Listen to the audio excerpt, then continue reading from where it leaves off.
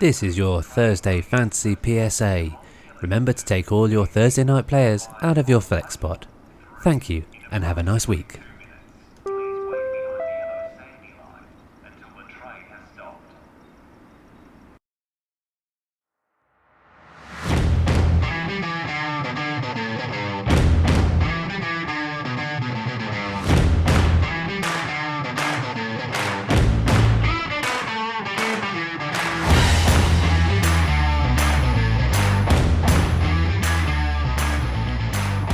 Hello everybody and welcome back to another episode of Rugby with Pads. This week we're going to continue on the theme of doing things slightly differently. Obviously we've just gone through week one and I did promise you guys that we would be doing the kind of preview shows, etc. But we're doing it in a slightly different way because I'm not just going to go through all of the games and work out who's who, but I'm going to kind of take a broader look at things and both broader and more refined at the same time. I'm going to try and do some interesting things, but I want to take this week and every week moving forward, I want to take 2 or 3 of the games that have been played in my leagues, and that's because this podcast was built for the listeners and it was built for people who originally were in leagues with me, and now we've got an audience outside of that, which is lovely, but we still maintain a core audience of people I play with, and I play in like 7 leagues, as you've seen on the board behind me if you're watching on YouTube. I went 7-0 this last week. Very happy about that, not going to lie. But I'm not here to talk about me. I'm here to talk about other people's games. And last week I tried it by taking a look at my teams, but I've gone through what I think are 3 key games in the leagues that I'm currently in, and I'm going to analyze what people should do. And if you're listening, I'm going to tag you in the notes. I'm going to send this to you directly as well. And if you're not chosen as one of those people, then hopefully there's still some advice there that can be had. That's general advice around waivers, around start sits, all that fun stuff. And we'll come to a conclusion with our hot or not 3 players that hopefully are a bit kind of not in the zeitgeist, and a few players for you guys to pick up as well. This might be coming out earlier than it normally does for you guys. Hopefully you'll get a benefit from that.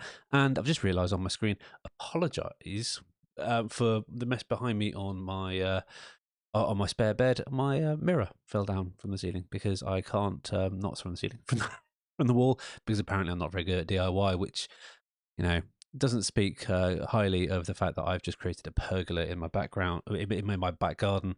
Hopefully it won't fall down like the mirror did. But, you know, we're not here to talk about DIY. We're here to talking about doing it for yourself on the virtual gridiron instead. So without further ado, let's get in to the games.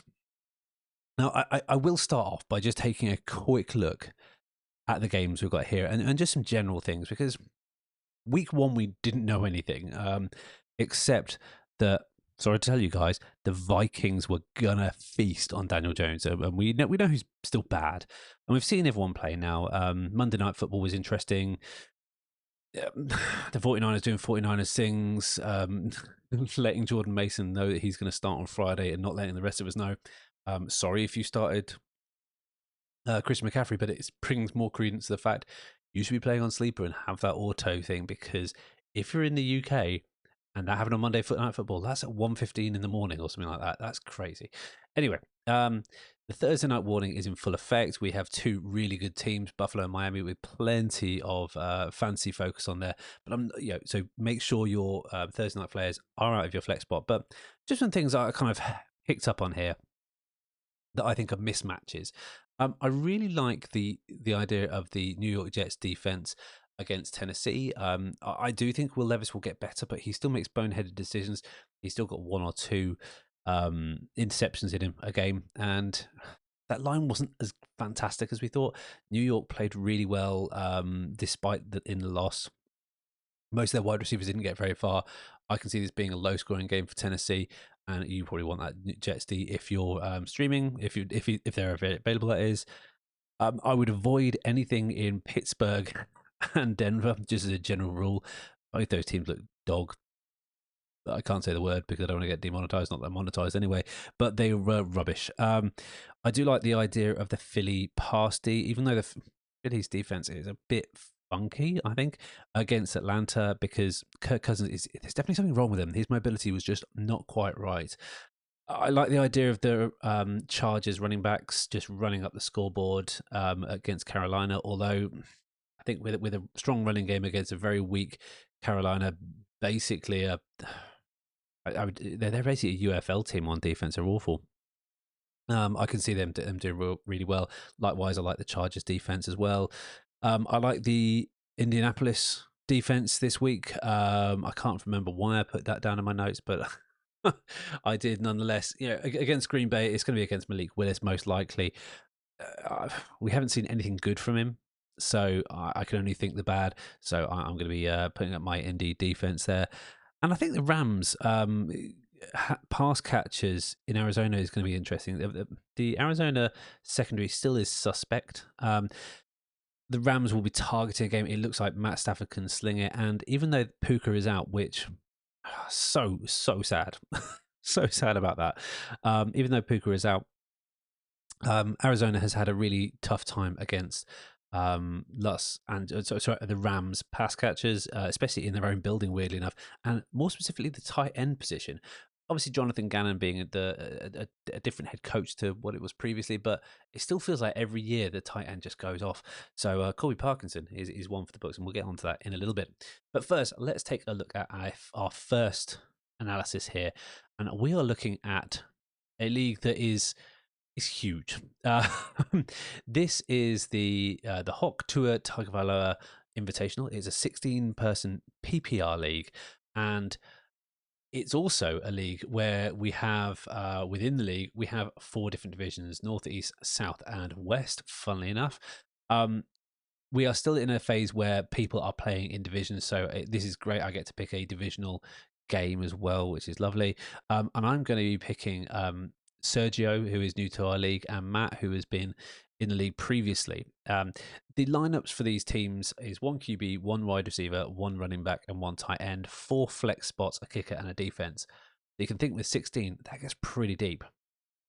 And the idea of this was to experiment. The idea of all these leagues is that I kind of start up is to experiment and just to test people and promote certain activity. And this league was definitely to promote trading. And I think you have to, because if you look at the available people on waivers, if I look at week 2, available free agents, top free agents, Daniel Jones, avoid that like the plague, Alexander Mattison, Hill, Bigsby,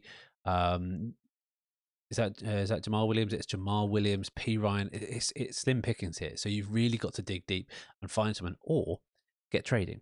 And this was the approach that Sergio took when he started in this league.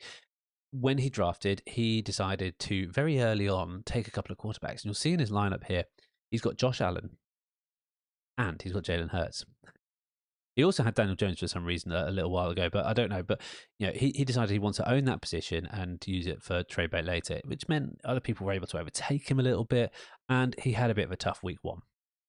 He didn't win, mainly because he has a couple of duds around here. But we'll look at Matt's team first here, and Matt's team is an interesting one because I think it actually plays itself. He's got Jaden Daniels, Christian McCaffrey, although Christian McCaffrey didn't play himself. Surprisingly, Matt came out a winner regardless. It looks like Christian McCaffrey's actually going to be out. I don't know. I haven't read this, so this might be breaking news for you.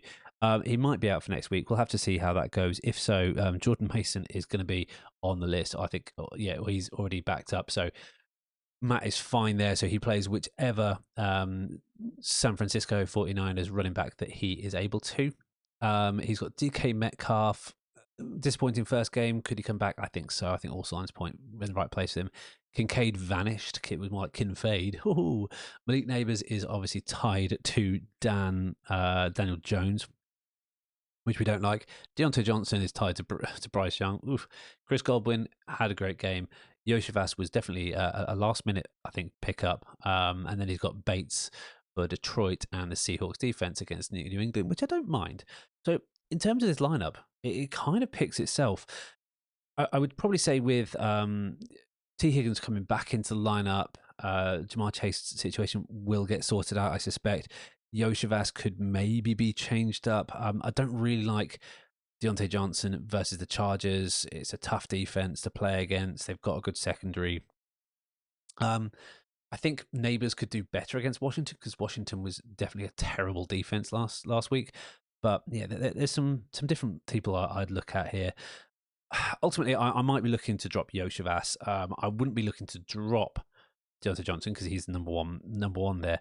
But I would be looking at Chase Brown because I think his snap percentage was pretty low. Yeah, 33%. It's obvious that it's Zach Moss's offense there.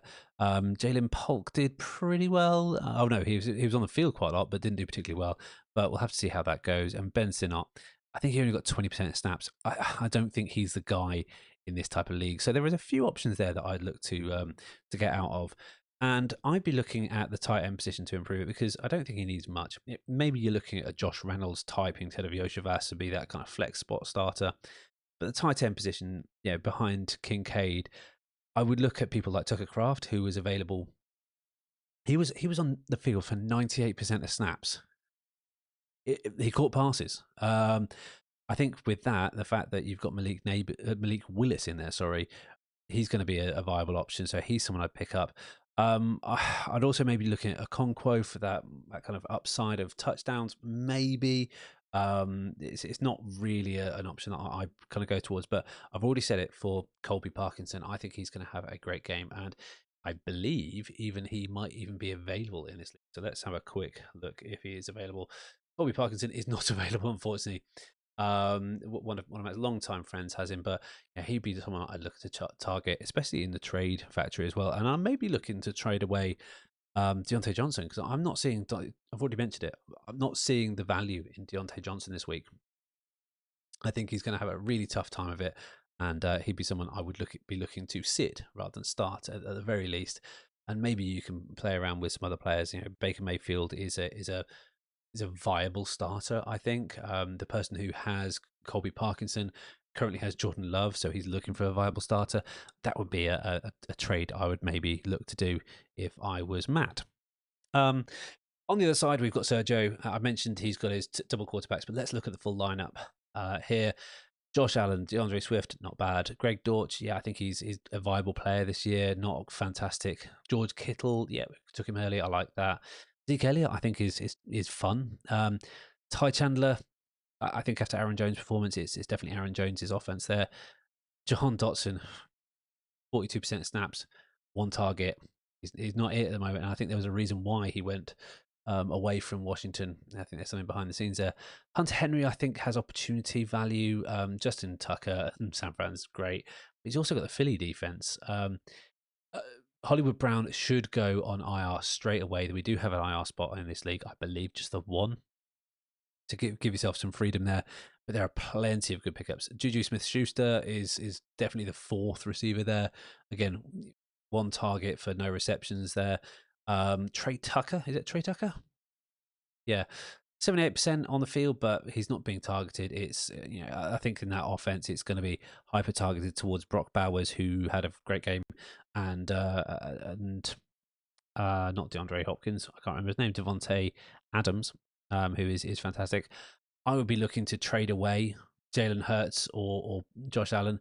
The more tradable asset is obviously Josh Allen, but is the asking price going to be too much? But I would be looking to sack off Ty Chandler, Jahan Dotson, potentially Hunter Henry, Juju Smith-Schuster, Trey Tucker. There's plenty of drop candidates there, and I'm sorry, it's going to be tough. And having two QBs and two defenses in this league means you are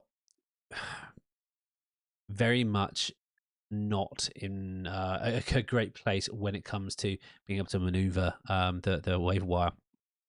But there's some great pickups here that I think could elevate the space here. I'm looking at Rashad Bateman potentially, Raymond McLeod, both who are better than Juju Smith-Schuster and Jahan Dotson.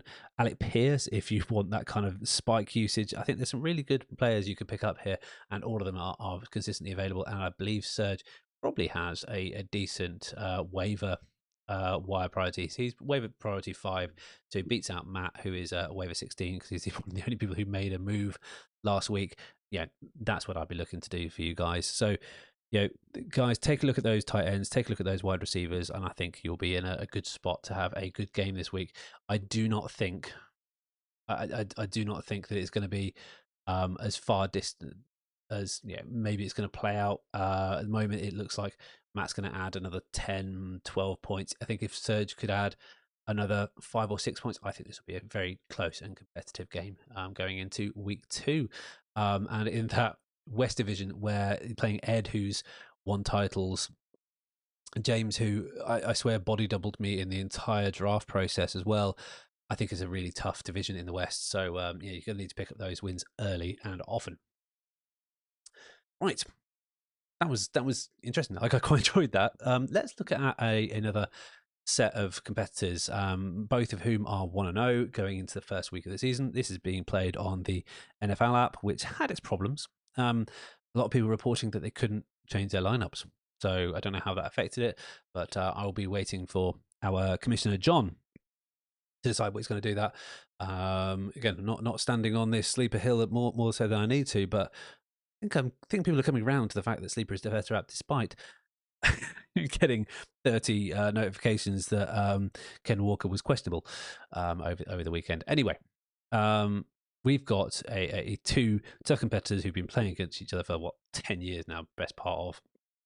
We've got James Boz, and we've got Jonathan here, JC, who's been a contributor on the pod before. They both have interesting lines, and start with Boz here. Anthony Richardson, love that. Brees Hall, Kenneth Walker, Nico Collins, Zay Flowers, Trey McBride. Buka Nakua is obviously out, so we're going to have to find an alternative there. Brandon Aubrey and the Jets. I like that. Yeah, those special teams are great. The bench is a bit weaker. Curtis Samuel, Tony Pollard, who I might look to elevate. Cole Kmet, Trevor Lawrence. I don't like carrying a second QB unless I have to. I do in this league, but I'm going to drop him, pretty much instantly now that I've got Jaden Daniels, that I know is a sure thing. Roma Dunze and Trey Benson, who again I don't think has much value unless you've got Connor. He's a handcuff. That's all he is. So first thing I would do for Boz is put Puka in your IR spot. Give yourself some breathability. I'm going to highlight the Jets as being a key start, and they will be on my hot list alongside Colby Parkinson this week. So that's 2 for 2. I think he's got some real good options here. Dropping Benson and Lawrence because they're not really adding anything. And if we look at the players available, if I look at running back, that's where I probably look. Jordan Mason, J.K. Dobbins are going to be 2 key pickups this week. I don't know why they're on plus. Oh, they're on waivers. Sorry, they're not just free agents. But if they're not available, I think even Alexander Madison can do more for your team than Trey Benson can. I think Charbonnet, picking him up as a standalone value. Charbonnet in this half PPR league, how did they do last week? 11 points. Better than Trey Benson. I'd be picking him up as a handcuff, especially with Ken Walker having abdominal issues. I think it was stomach issues, but anyway. But more to that, there's a couple of other players. You may be looking at. Let's see if he's about here. Demarcus Robinson is there, and obviously Tyler Johnson came in and wowed everyone. The 5th round rookie, 10 points in relief of Puka last week. Could it be him? Could it be? I don't know whether he was just situationally available. I still think it could be a mix-up. We don't know what McVay's going to do. It could be Whittington. It could be Demarcus Robinson. It could be any of these guys to take that second spot. It's Cup's game, though. That's where all the targets are going to be siphoned. And Colby Parkinson as well, I would expect to be heavily involved. And Colby is still available in this league as well, I believe. If we go down here, yes, Colby is still available, as is Isaiah Likely. That's an interesting one. I mentioned in my Monday episode that I'm not sure whether Isaiah Likely is going to be the thing. I think he's going to be a thing, maybe not the thing. And I think we're going to get Mark Andrews' game potentially this week against Las Vegas, but we'll have to see. So yeah, Boz, definitely some little improvements there, but his core is so great. I'd maybe drop Zay Flowers in favor of. I'm not even sure who in favour of. If you can pick up someone on the waiver wire, but yeah, Zay Flowers I think is good enough. The running back situation is so good here that I don't see this going too far wrong. It's just whether those running backs can stay healthy throughout, and it's just throw one wide receiver out there. Brandon Cooks. I quite like the idea of him, so maybe he's an improvement over Zay Flowers. Even as a wide receiver too, he's still going to get more opportunity, especially against New Orleans. I think that might be a viable option for him. John, on the other hand, also came off a win last week. He's currently projected to win, but that's because Puka is off. John, according to this app, has the stronger quarterback. I don't believe it in fantasy world, but he's got Jalen Hurts, Bijan Robinson. Got a lot of Monday night games going on there. Brian, no, it is Bijan, not Brian. Devin A. Kane, who I waxed lyrical about before. Devontae Smith, I love that stack with Jalen Hurts, so all power to him there. Garrett Wilson, yeah, I get it. I think he will be much better against Tennessee. Dalton Kincaid, James Conner. John's the guy who needs Trey Benson as the handcuff. Kaimi Fairbairn going up against Chicago, I think is a good play. And the Browns defense against Jacksonville, yeah, it's good enough. If the Browns can stay on the pitch and on offense, they don't want all the pressure to come from their defense. On the bench, he's got David Montgomery, who has standalone value. Deontay Johnson, who I've already talked about fading this week. Jordan Love, who is not just doubtful, I think he's going to be out. I'm not sure whether he's been put on some kind of short-term IR or anything like that. Christian Watson, the other Robinson, Brian Robinson, and Brian Thomas. Is it Brian Thomas Jr.? Yeah, I think it is. And he's got TJ Hawkinson on the bench as well, waiting to come off IR. Now, John's team, I couldn't really fault it, except for maybe because you're not going to drop any of these players after they've performed so well. I think the only thing that I would say is the Browns D could be maybe a drop off, and maybe you look for more running back solidarity, but Comrie coming off there. I believe J.K. Dobbins is available, and I do like the idea of J.K. Dobbins going into week 2. I think it's going to be a more consistent running game against that as well. So, yeah, I think there are some interesting plays there. But John, pretty good team. I would maybe look at your defense. Maybe look at the Chargers who are available. New England Patriots I thought was quite stifling, surprisingly so. But maybe that was because of a poor start from Cincinnati, as they always do under Zach. I can't remember his name. Not Zach Evans. Anyway, underneath their head coach, Pittsburgh Steelers jump out at me at Denver. If you can get a couple of interceptions from Bo Picks, I think he's being named now. That's something I'd look at. So yeah, good teams here. I think it's going to be a close matchup. I think it's going to be considerably closer, and I would probably give John the edge ever so slightly. But if Anthony Richardson can ball out, it's all balls.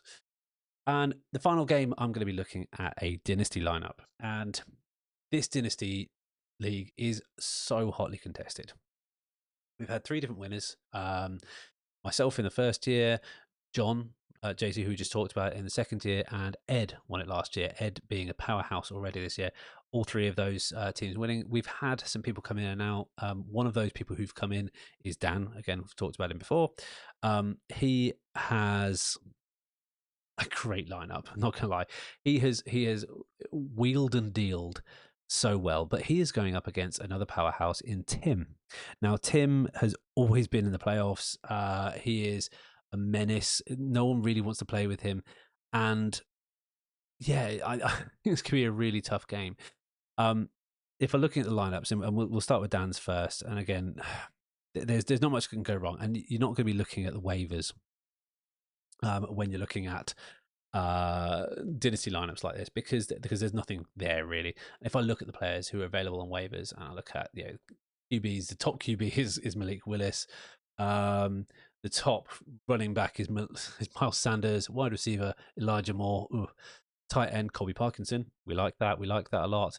And it's not really. There's not much that really excites you there, but that's because these squads are stacked. This is a super flex dynasty lineup as well. So he's got Jalen Hurts, Bijan, JT. You know what, Jonathan Taylor. I'm going to. I killed a little bit last week, but I think the game script is going to play better for them. I think Indianapolis is going to end up running it more because I think Malik Willis is going to be awful and they're going to be on the field more. So whether they want to just grind out that win through Jonathan Taylor, through a little bit of running through Anthony Richardson and limit Anthony Richardson's exposure. That's what I would be doing. AJ Brown,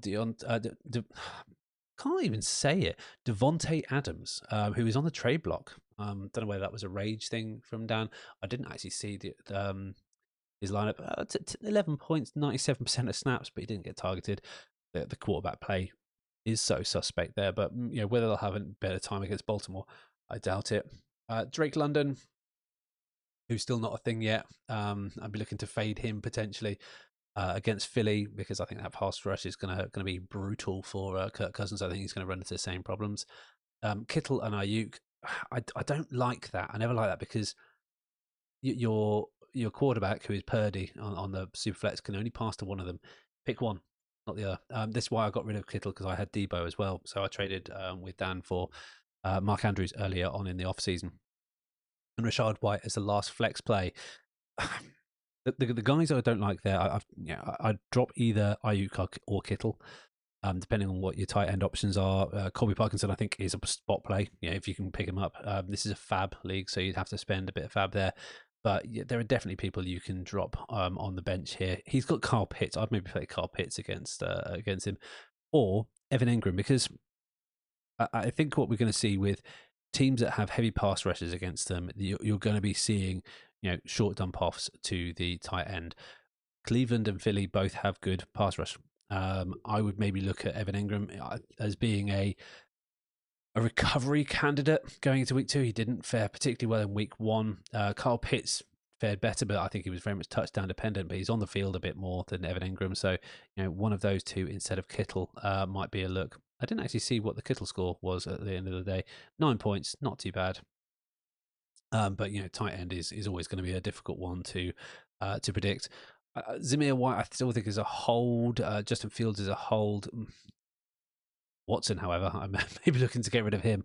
Will Levis, again, is a spot play. You might want to look at that, but you've got such a deep defense, you're not too worried. But I'd be maybe looking to drop Rashad White and drop to the bench. So just sit them this week. Rashad White and Kittle in exchange for Jordan Mason, if he's playing. I think it's going to be great, because this is not a CMC holder. And Evan Ingram would be the two I'd pick there. So I think even still, it's going to sit around that 165 mark at the end of the day in terms of projected points. But we all know things can change, and he's going up against Tim, who has Tim's had a very interesting way of doing things. He's not a big trader, but he's held on to players who are really good, and arguably probably the best wide receiver core and some of the best passers. And the best running backs in the league. Josh Allen, his other quarterback of note is Geno Smith. I don't think he's got any depth there at all, so may become a cropper when it comes to bye weeks. Derrick Henry, Kenneth Walker, Jamar Chase. I should have said Jamar Jefferson. Jamar Chase and Justin Jefferson, all the J's. Tough to say, but he's got both of them, and Keenan Allen, who didn't roll out, but not too bad. Ferguson, Mixon, who I traded it away, and he had an absolute game last week. Tim absolutely wrecked the field last week, and Jerome Ford as well, protecting himself across the board. And he's got Zach Moss, who's the better player over on that side of the ball. Over in Bengals world when it comes to the running plays. Got Dobbins, Zeke Elliott, Jaden Reed, anyone else? We've got Greg Dortch, Watson, and Addison all on the bench. Addison could definitely drop down to the IR spot, so he's got some availability. But I would maybe be looking to, again, I think this team picks itself largely. Keenan Allen would be the only one who I might drop for. I don't know what I'd drop him for these days. Maybe a J.K. Dobbins, if you can play around with those other spots, although it looks like he's got to start 3 wide receivers, so there's not someone I'd do against that. I think he's the best option, so it kind of plays itself. But the one I would avoid playing here is Zach Moss. I think the Kansas City defense is going to be too much. They're going to be chasing the game, and if they want to make it close, as Burrow always does when he turns it up, when he goes to Arrowhead, it's going to be a really tough game for him. But this team kind of plays itself. I would say there needs to be some management in the IR spots, but the top pickup here again is going to be Colby Parkinson, just to give you that depth on tight end, and I still think he is even more elevated value over the next 4 or 5 weeks while we're waiting for Puka to come back up. So overall, who are my starts of the week? Who am I sitting? I think in the not candidates, there's 3 or 4 that I'm just gonna pick on. I'm gonna pick on 3. Yeah, let's stick to three on each side. I've already talked about Deontay Johnson. I don't think it's going to be a good game for him. I think that's going to be very, very tough. I just don't think he has the play behind him. Until something changes with Bryce Young, I am fading Deontay Johnson. Zach Moss, who I just talked about, I think the Kansas City defense is too good for the Bengals running game to be any worthwhile. And I'm fading Rashad White as well because Bucky Irving's a thing as well. So the availability and opportunity in Tampa has massively reduced. On the hot side of the ball, we've got the Jets. I'm going to, second week in a row, I'm going for a defense. The Jets I really like against Tennessee. J.K. Dobbins, I think, will be a thing again. The hot hand, yes, he did look like he was running with a piano on his back towards both of the end of his long runs. Could he have had 2 more touchdowns? Yes. Maybe a bit more strength and conditioning this week. We'll get him in the end zone a bit more, but they are going to be heavily run play dependent, I think, and that the script's going there so much so that I'm actually fading Herbert this week as well. And finally, the guy I spoke about, Colby Parkinson, who I think is going to have a great set of games, especially in a unpredictable tight end position across the league. And he's going to be my waiver wire pickup of the week. He is available, and this is based on 12 personnel PPR leagues from ESPN rankings. Colby Parkinson is available in 98.5% of leagues. He's only available in 2 of my leagues. I'm playing it as a good guys, but he is someone that I'll be picking up as well on the tight end position. I think Tucker Kraft is the guy currently ahead of Luke Musgrave. I think they're both removed far enough from their draft position to make sure that's a thing. So Tucker Kraft is obviously the responsible guy when it comes to blocking. And one of the key things for tight ends is availability is the best ability. If you're on the field, you're going to have opportunity. I have got... Oh, yeah. Alec Pierce as being a bit of a burner as well. He is currently available in 99.5% of leagues. Kraft, by the way, was available in 96.3% of leagues. And finally, I've got Alexander Mattison at 10.2. These are going to be your non-obvious ones, but obviously you're going to be looking at the likes of J.K. Dobbins, Jordan Mason, Tyler Johnson. But these are the guys who are going to go ahead. Unless you are number 1 priority, you are not going to get these guys. So I'd be looking at the kind of deeper dive picks, and so as not to burn your priority straight away. Can we look at these guys? And I think they're going to be productive this next week. And that is your lot, guys. That is me done for another week. I'm not sure whether I'm going to have another show again this week. I've got a busy one coming up. But hopefully this has been of use, and hopefully you like the format of going into some of these particular lineups and matchups. It's something I'd like to do. And I like to get kind of personal in there and give the personal advice. So hopefully this format can continue if you guys give us a thumbs up. As always, you can reach out and support us on all the socials at Rugby with Pads. You can go to the website, rugbywithpads.com, which will take you to Buy Me a Coffee and the shop, where you can support from as little as £1 a month, and you get some exclusive discounts and more as a member. But you can shop for merch in the store. I'm still not wearing it. I need to go and get the samples out. But there is a bunch of franchise mode stuff, bunch of personalized stuff, bunch of Rugby with Pads stuff as well that you can access as well. So there's loads more lines there. If you check my TikTok or my Instagram, you'll see all the lines there. I think I've done a bit of a mashup and tried doing the Reels thing for a little while, but you can also get yourself 15% off on top of the 10% you get off it if you're a member as well by using the code SEPTSEASON. That is SEPTSZN for 15% off at checkout. But that is your lot, guys. Thank you so much for listening. If you've got this far, you are a true hero, and I will see you all very soon on the Virtual Grid.